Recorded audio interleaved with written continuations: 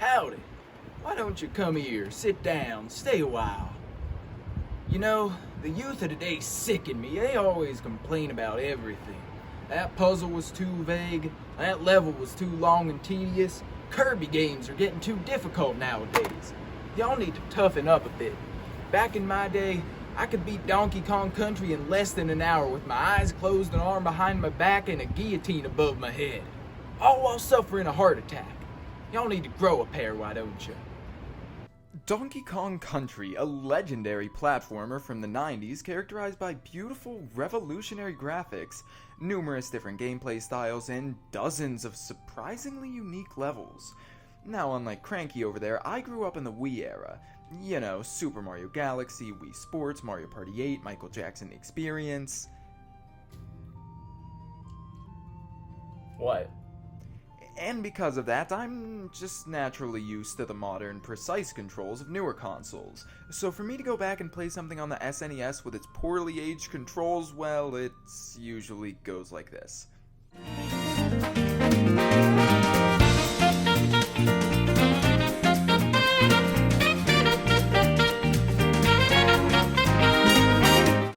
But I was determined after multiple abandoned attempts to finally play this game and finish it. No matter how long it would take me, no matter how much I had to sacrifice, no matter how many days I had to go without showering or applying deodorant.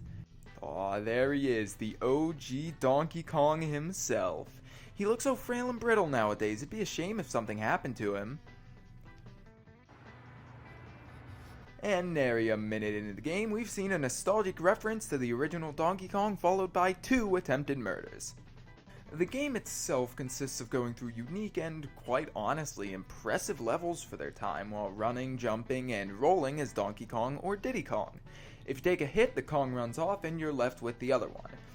While a surprising amount of the levels have cool, unique gimmicks, this is what most of them boil down to. There are also animal friends that give you unique abilities. Rambi lets you plow through enemies like that one hot girl in your grade plows through men. Espresso gives you the power of flights, although I never got to experience that. What's this guy's name again? Oh right, Winky. How could I forget? This dude comes pre-installed with all those unbreakable trampoline springs in each of his limbs. On Guard's giant nose not only takes the award for most likely object for me to put inside of myself, but also happens to make underwater levels so much more bearable.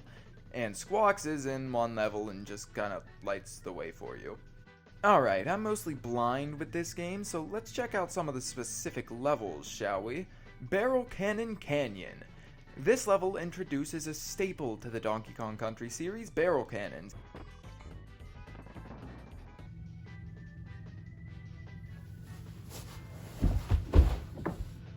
And as you can see, well, I'm about as good with them as I am with peeling oranges with a sword. It just doesn't work! Alright, we've stayed here long enough. Let's keep moving. On second thoughts...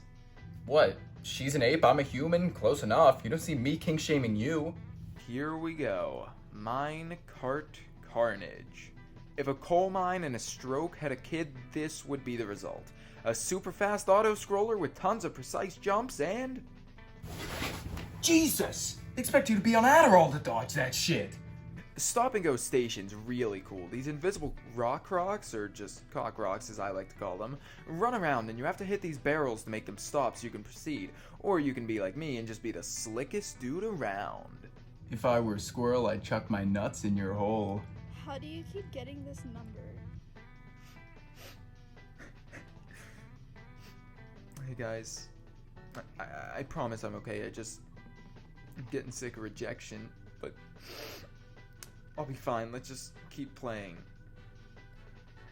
Necky's nuts.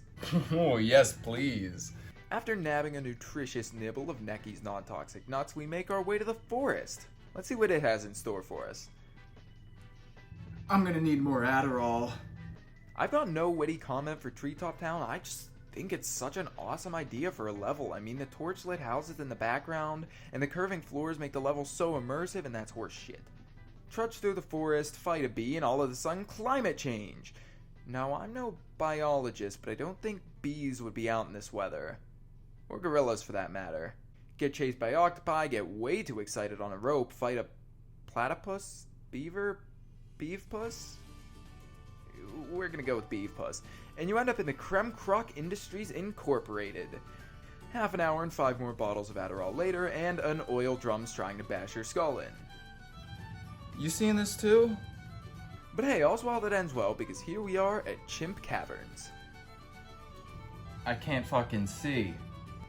I've got an idea. We just need to turn up the brightness settings on my Elgato program. Ah, yes. Now I can see. I'm just gonna get one more serving of Necky's nuts before I head off to the final battle.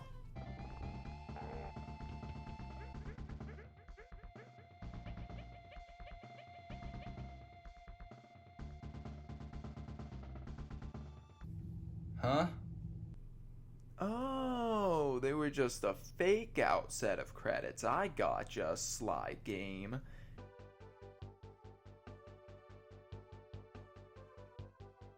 Huh?